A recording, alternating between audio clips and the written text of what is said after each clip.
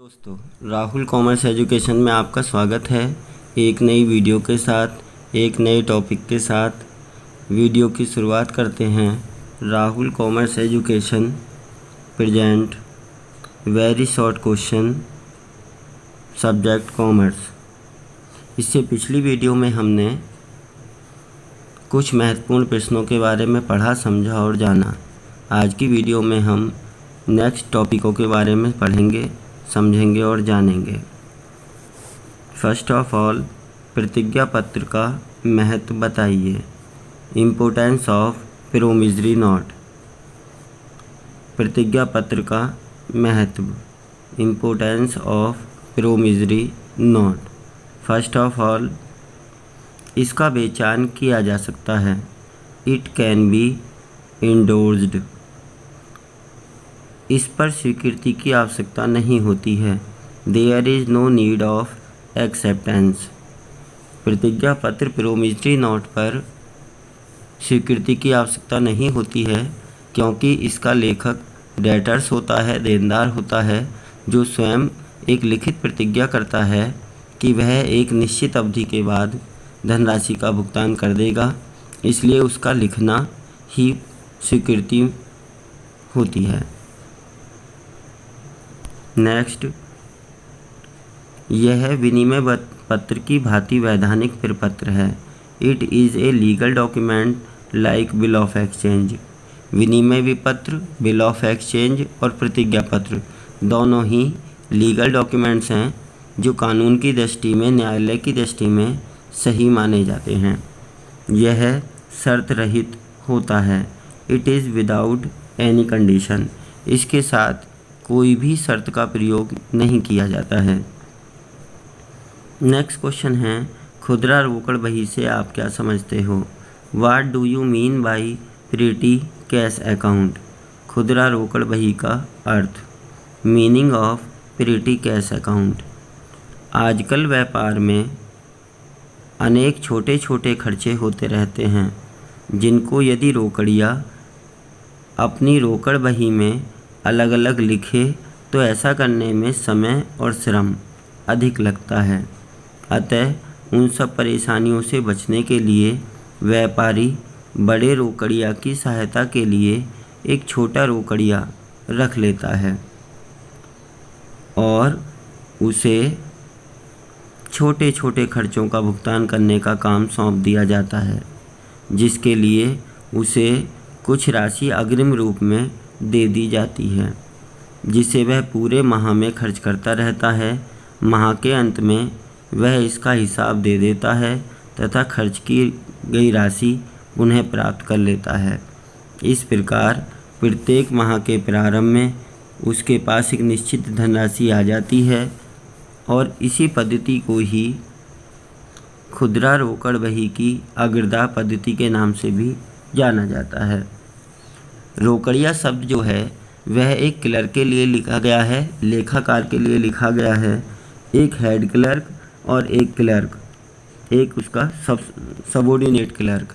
दो क्लर्क हमारे यहाँ होते हैं। छोटी छोटी धनराशि के लिए छोटे क्लर्क के पास जो हेड क्लर्क है वो एक निश्चित धनराशि भेज देता है, जिससे वह छोटे छोटे खर्चों का भुगतान करता है और यह राशि प्रत्येक माह के प्रारंभ में उसे प्राप्त हो जाती है। इसलिए ही हम खुदरा रोकड़ बही को रोकड़ बही की अग्रदाय पद्धति के नाम से जाना जाता है। There are small payment is held in business nowadays.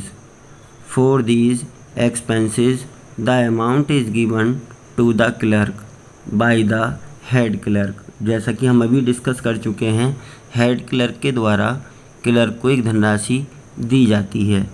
At the end of the month the balance of amount is adjusted for the further month. यदि माह के अंत में कोई धनराशि बच जाती है तो उसे अगले वर्ष के लिए प्रयोग में लाया जाता है। It is also called advance policy of petty cash account. इसलिए इसे खुदरा रोकड़ बही की अग्रदा पद्धति, एडवांस पॉलिसी भी कहा जाता है। नेक्स्ट टॉपिक है अधिविकर्ष, ओवरड्राफ्ट। जब व्यापारी अपने खाते में जमा धनराशि से अधिक राशि निकाल लेता है तो निकाली गई अधिक राशि को अधिविकर्ष के नाम से जाना जाता है। When the businessman or account holder withdraw more amount than the deposit amount, the difference of these amount is called overdraft. This service is provided by bank for the current account holder. यह service current account holder को provide की जाती है। The account holder have to deposit the amount with interest. एक निश्चित अवधि के बाद अकाउंट होल्डर को यह धनराशि लौटानी होती है ब्याज सहित। एक एग्जाम्पल के थ्रू इसे समझा जाएगा। उदाहरण के लिए फॉर एग्जाम्पल, व्यापारी के खाते में 1 लाख रुपए की धनराशि जमा है। यदि वह अपने खाते से 1,50,000 रुपये निकाल लेता है। 1 lakh rupees deposit in the account. If he withdrawal 1,50,000 rupees from his account, then the difference value is called overdraft which is return with interest. 1,50,000 minus 1 lakh, ये जो 50,000 रुपये की धनराशि है, यह धनराशि अधिविकर्ष कहलाएगी। इस राशि पर बैंक ग्राहक से ब्याज भी वसूल करता है। नेक्स्ट टॉपिक है पासबुक। यह एक छोटी सी पुस्तक होती है जिसमें ग्राहक तथा बैंक के मध्य हुए सभी लेन देनों का लेखा किया जाता है। इसमें बैंक में उनका जमा करने, निकालने तथा ब्याज आदि का तिथिवार लेखा किया जाता है। इस पासबुक के अंदर कितनी धनराशि जमा की गई है, कितनी धनराशि कब निकाली गई है, कितनी धनराशि का ब्याज दिया गया है, इन सभी का उल्लेख किया जाता है। इसके द्वारा किसी एक तिथि को शेष धनराशि का सरलता से पता लगाया जा सकता है।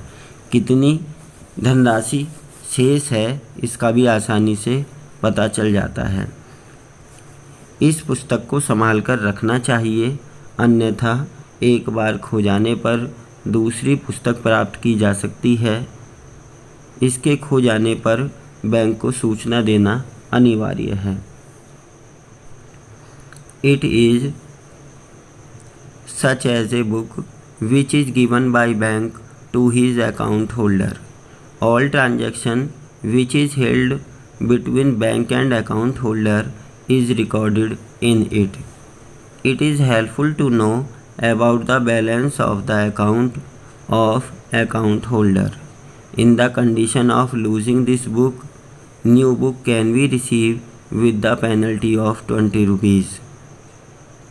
तो दोस्तों, आज की वीडियो में इतना ही। यदि आपको यह वीडियो अच्छी लगी हो तो ऐसी ही वीडियो भविष्य में देखने के लिए चैनल को सब्सक्राइब करें, वीडियो को लाइक करें तथा अपने दोस्तों में ज़्यादा से ज़्यादा शेयर करें। धन्यवाद।